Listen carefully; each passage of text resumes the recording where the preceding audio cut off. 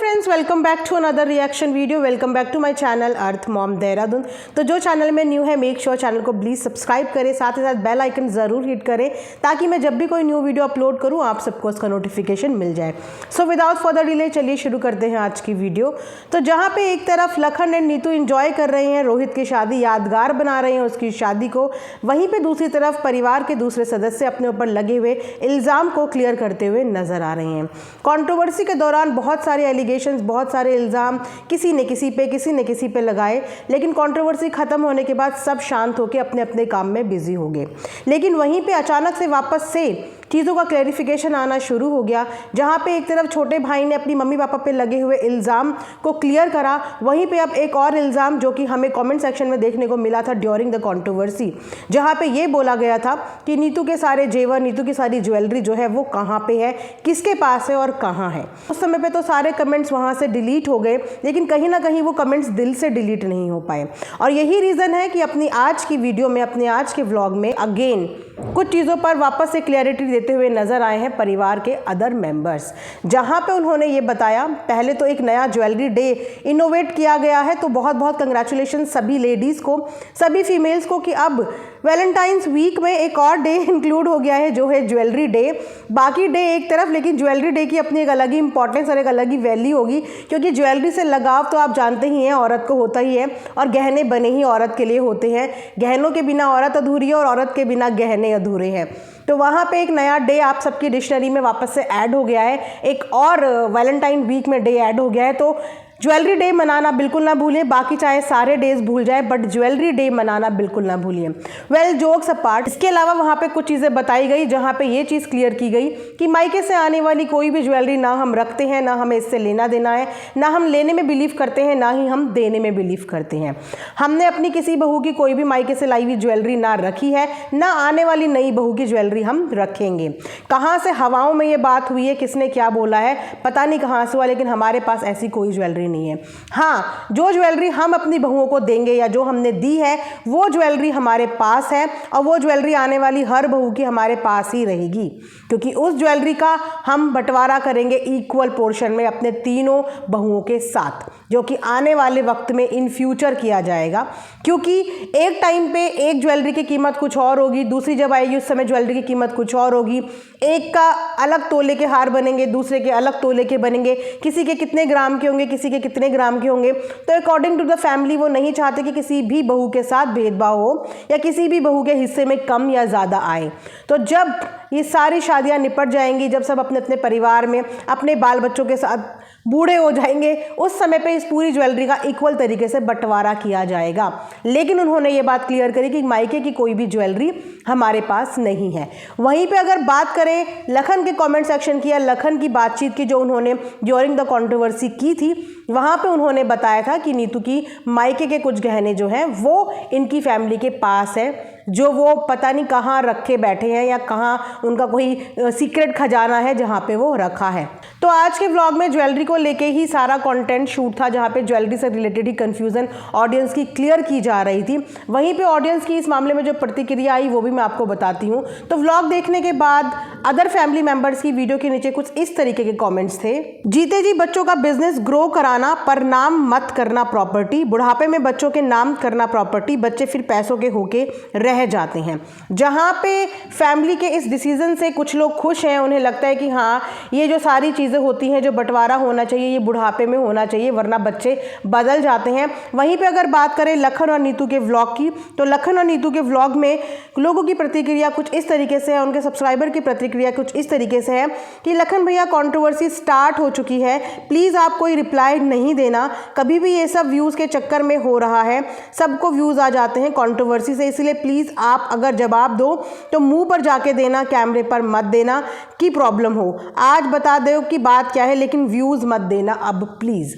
तो जहाँ पे एक तरफ दूसरी फैमिली के जो सब्सक्राइबर्स हैं, फैंस हैं, वो खुश हो रहे हैं कि चलो क्लैरिफिकेशन दी जा रही है, वहीं पे जितने भी लखनीत फैंस हैं, उनके सब्सक्राइबर्स हैं, वो सिर्फ ये बोल रहे हैं कि हमें आप पे पूरा विश्वास है और हम नहीं चाहते कि आप वापस से इस कंट्रोवर्सी का हिस्सा बने। अगर आपको कोई बात करनी भी है तो आप ऑफ कैमरा सोल्यूशन निकालना, ऑफ कैमरा बात करना, कैमरे के सामने आके वापस से कंट्रोवर्सी मत क्रिएट करना, क्योंकि इस कंट्रोवर्सी से सबको व्यूज़ आते हैं और कहीं ना कहीं यही रीज़न है कि वापस से कंट्रोवर्सी दोबारा शुरू की जा रही है। ऐसे बहुत से लखन के कमेंट सेक्शन में आए हैं जहां पे लोग इस बार यही चाहते हैं कि लखन अपनी साइड से कुछ भी ना बोले, वो सिर्फ चुप रहें और सिर्फ सुनते रहें, क्योंकि उनकी ऑडियंस को लखन पे पूरा भरोसा है और वो किसी भी तरीके की डिप्लोमेसी से या मैनिपुलेशन से मैनिपुलेट नहीं होने वाले।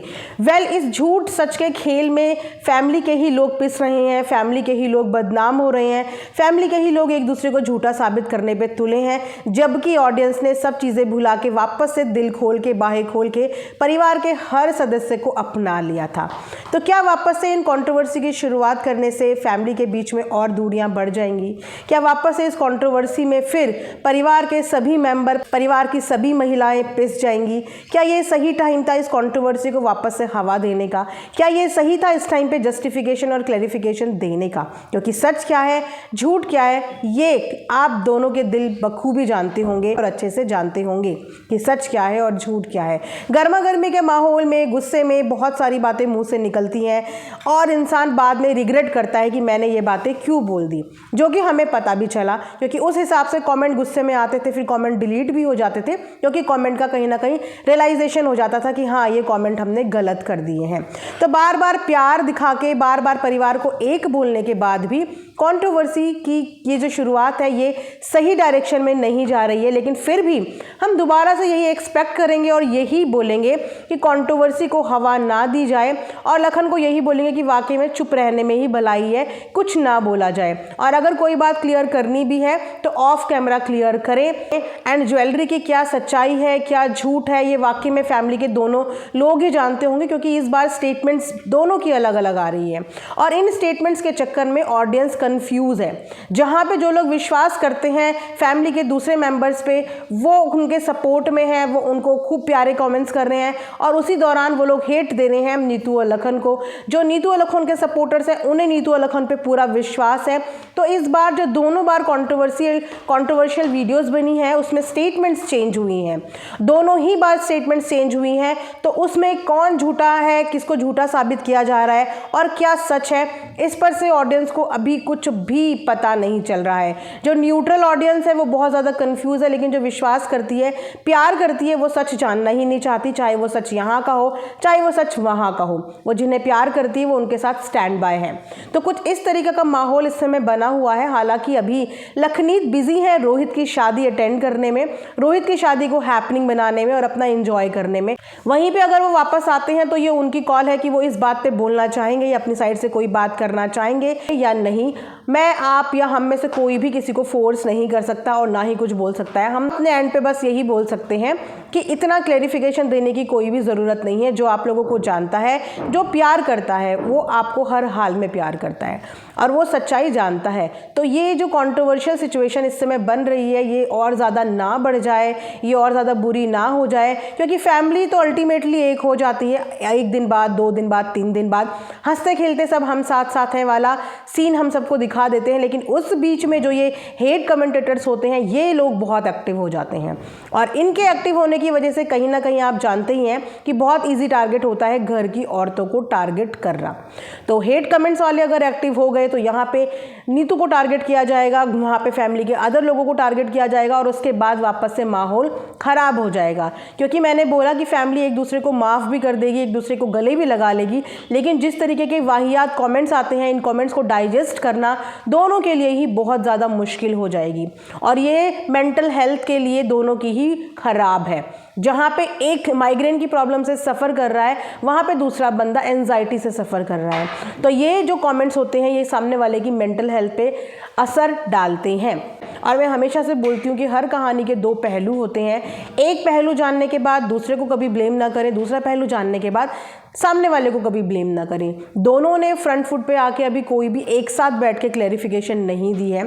आज एक जना एक लाइन मारता है और दूसरा उसका जवाब 5 या 6 दिन बाद देता है। कुछ इस तरीके का माहौल आज व्लॉग में देखने को मिला, जिसे देख के ऑडियंस फिर से घबरा रही है और फिर से बोल रही है कि यार प्लीज़ अब कंट्रोवर्सी नहीं चाहिए, हमें आप लोगों के प्यारे व्लॉग्स चाहिए। आप लोग भले ही एक दूसरे के साथ व्लॉगिंग मत करो, आप भले ही अपना कंटेंट अलग अलग बनाओ, लेकिन आपस में लड़ाई मत करो, आपस में मत दिखाओ लड़ाइयाँ अपनी ऑफ कैमरा रखो और किसी को क्लेरिफिकेशन मत दो, क्योंकि जो क्लेरिफिकेशन देनी थी, जो होना था, वो उस कंट्रोवर्सी के दौरान बहुत कुछ हो गया।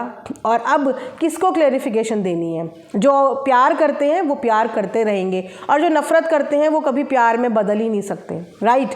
तो इसीलिए क्लेरिफिकेशन देने की मुझे लगता है ज़रूरत नहीं होनी चाहिए। इनफैक्ट अपने व्लॉगिंग पे, अपने कंटेंट पे कंसंट्रेशन करना चाहिए। हम दोनों ही परिवार को खुश देखना चाहते हैं, हंसते गाते देखना चाहते हैं। हम नहीं चाहते कि किसी की भी मेंटल हेल्थ पे बुरा असर पड़े, क्योंकि लास्ट में आप सब लोग एक साथ ही एक ही फ्रेम में मिलते हो और एक दूसरे पे बहुत ज़्यादा प्यार बरसाते हो। तो ये है आज का एक रिएक्शन। वेट रहेगा लखन के वापस आने का कि लखन इस बात पे अपना कोई रिएक्शन, अपनी कोई प्रतिक्रिया देते हैं या वो इस चीज़ को इग्नोर कर देते हैं। वह समझदारी इसी में है कि चलती हुई सिचुएशन को इग्नोर किया जाए और लाइफ में आगे बढ़ा जाए। बाकी सबकी अपनी कॉल होती है, अपना एक पेशेंस लेवल होता है।